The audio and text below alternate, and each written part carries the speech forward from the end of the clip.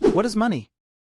Most basic form, it's nothing more than any method to transfer some type of value, the product of someone's labor or ingenuity, from one person to the next. Food, salt, animal hides, gold, silver, coupons, and just about anything each has served as money at one time or another. This value that we call money can then be converted into all kinds of other things, such as services or products. Obviously, money has changed its shape over the past years, from physical coins and papers to more digital versions. This transformation has been going on since before recorded history. What started off in the year 10,000 BC as the trade of basic survival goods, such as animals, salt, sugar, and so on, turned into the use of precious metals as money around 2000 BC.